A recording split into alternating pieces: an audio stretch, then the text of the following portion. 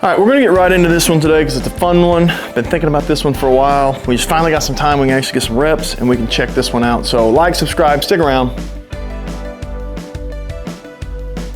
All right, so something got brought up to me probably months ago that I been thinking about and wanted to test, because that's really what I do. That's why I've got multiple bows. You know, I get asked all the time, why do you need so many bows? Why do you have X amount of bows? Or why do you need another bow? And basically that's just what my wife says to me. But nonetheless, because I like to test and tinker. So now that I've got my prime divide set up, it's perfect. I'm not touching it. I've got Shot 3D coming up. I've got Tac coming up, another Shot 3D coming up. So not touching it, just building arrows and getting reps out of it. This one I can kind of tinker and play with and test some things with it. So what I wanted to test on this one was something that came up again months ago, is Nock pinch. Does this Nock pinch really affect the arrow that much? So right back here, you can see we've got a fair amount of movement here in this. I'll try to zoom in. So you can see in this one, we've got a little bit of movement in it, not a ton. That's probably really where I would want it. Let's look at these other arrows, looser. These are what I was shooting the other day and it got to me thinking about it. These are UV1Ks. So these don't have very much movement at all. Like, it is tight on that Nock pinch. So what I want to do, because I am shooting, I'm setting this up to shoot some indoor with it. I want to experiment with, do I get better groups? Do I get cleaner releases if this Nock pinch was a little looser? Because as you get it full draw, the theory is the angle's gonna change and this is gonna squeeze a little bit. I'm not 100% sold on this theory. I think it's just something that everybody said for a while. Maybe it's true, hopefully we find out. But my thoughts are, the arrow does not release from the string till this point, till the string stop, and that's when it's going to come off. So does it really matter if it's pinched at full draw? And I don't know. Some people would say the front comes up. I have a hard time saying the front of the arrow is going to come up if it's got 100 and something grains up front. But that's the theory. Is it being, this right here would be what I would say is too tight? Is this hurting arrow groups, and can we get a little better group if we loosen this up? So the first thing we're going to do is we're going to make sure we got a bullet hole. This is a UV1K 350 spine out of a Dart & Tritech 33.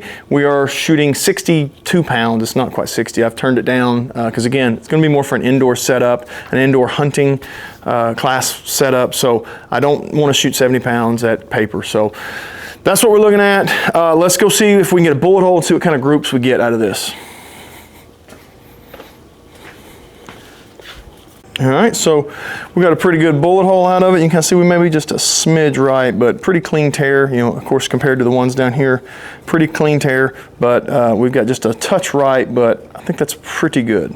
All right, so we are 45 yards away. We're gonna shoot 3 arrow groups. We'll do it twice. We'll get 2 different averages of the circumference of the group.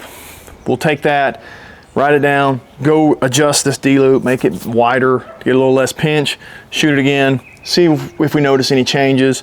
45 yards, shooting groups. I would not recommend shooting these UV1Ks at anything closer than this, at least for me.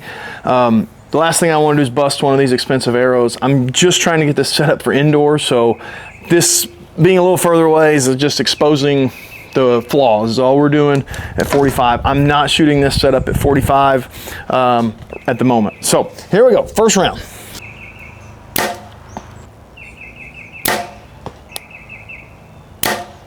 All right, so this first shot, I think was this one. Really surprise break. Probably should have reshot that one, but I didn't want to start off with a redo. So, and this third shot was pretty close to it, and it was actually what I felt like was a good shot. So we'll go with it.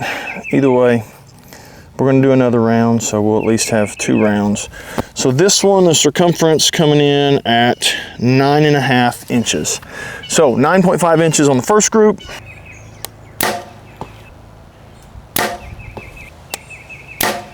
Those actually felt like all 3 good breaks, so I don't know where they hit. I can't tell. None of lighted Nocks, and it's a white dot with a white fletching Nock. So let's see what they turned out. All right, I don't like seeing 2 that close, but I don't think they broke or impacted each other, which is what I was concerned about. But 2 touching, 1 just below them. That's a good group. That's really, you know, what you expect out of these expensive arrows and a good bow. So that one coming in at 4.5 inches. So that's a heck of a group. Be hard to beat that. In the press here, we're going to cut this D-loop off, which is actually a new D-loop. I just put it on yesterday. We're going to cut it off anyway and do a new one for science. And I'm actually going to adjust these soft knots, cut them off, probably move everything up just a touch because our QAD is pretty low, and we could come up on that. So if nothing else, it'll help us in the long run, get that QAD up a little bit.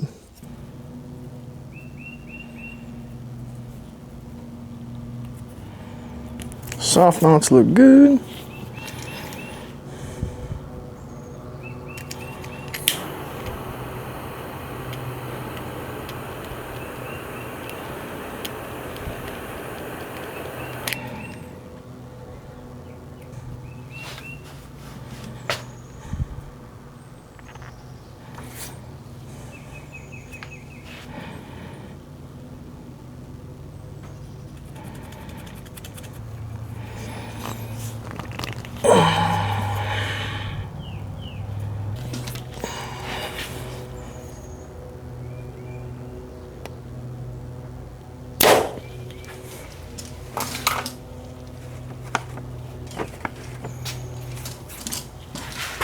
Pretty good bullet hole.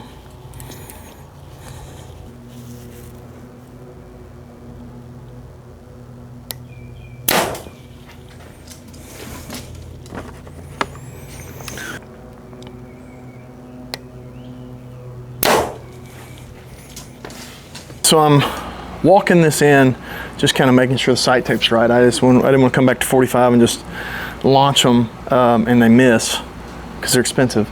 And first thing I noticed is I'm consistently hitting right. Now they're hitting right consistently and tight, but the only thing we changed was the D-loop. We had to do a little bit of the perfect timing system or tuning system just to get the tear to be a perfect bullet hole.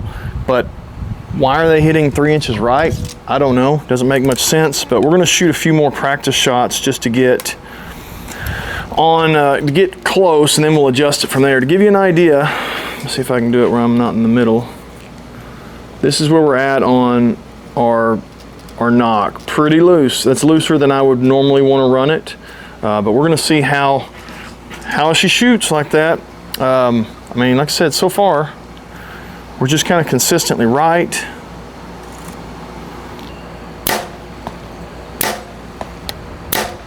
All right, like we said earlier, consistently hitting right.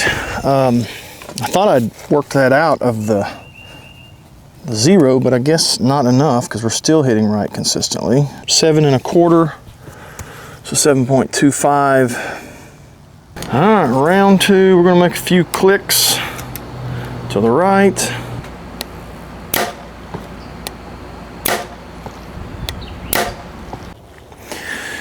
All right, so as you can see, not a bad group. I mean, we're at 45 yards, we can wrap our hand around it.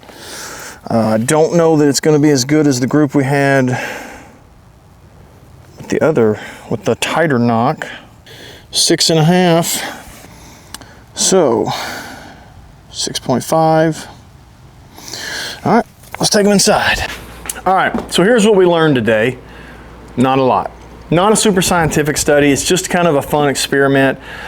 Obviously you can shoot tight groups with your Nock tight with no movement, because we had our best group came from that, but the consistency came from a little more slop in this, to where, you know, the arrow was able to move around in there a little bit. I really would have thought it'd been the other way. I thought it'd be consistently bigger with the tighter Nock, just because of the pinch, and then as the Nock got bigger here, the pinch got bigger and a little more movement, you get less consistency. Obviously this test should be run out multiple more times to see, you know, do we keep seeing this pattern go on and on and on? And I may keep doing this, at least keep shooting like this. I've got the data in my phone to see if these numbers change. Realistically, am I going to cut this off and tie another, you know, D-loop on every single time? Probably not. But it's something to think about. It is interesting. I am intrigued by it. I think there's something to it. I think honestly you could run a pretty tight one. My only concern with the tight D-loop, the Nock pinch here, is drawing back if it were to come off of the string, which is maybe what happened to this bow when I first got it, when I shot. If you hadn't seen that video, I had one come off and I dry fired like first week I had it. So maybe that's what happened. I don't really know, but I do know you can shoot good groups with a wider, looser D-loop, and you can shoot a really good group with a tighter D-loop. I don't know that one's better than the other, but I do know I was hitting right once I went to a looser D-loop and had a little more movement in there. Makes no sense. I don't understand why, but that's what happened. So something to think about. Fun little project. Let me know your comments down below. Let me know what you think. What do you prefer? No movement, a little bit of movement, or a lot of movement? This is probably a pretty extreme example. Maybe the perfect balance is a little somewhere in between, but just kind of a fun experiment. Let me know what you think. Go check out Fishing Stuff in Sherwood, Arkansas. Bows, arrows, this Dart and Tritech, you know, QAD Rest, Spot Hog, all this from Fishing Stuff in Sherwood, Arkansas. Go check them out. Tell them you saw this video. If you're looking for an e-bike, RamboBikes.com. Use TripleRwoods at checkout. It'll save you some money. Get you some hydration. Get you some energy for the TAC Shot 3D for scouting. Check out Black Flag. Use TripleRwoods at checkout. It'll save you some money. Appreciate you guys for watching. We'll catch you on the next one.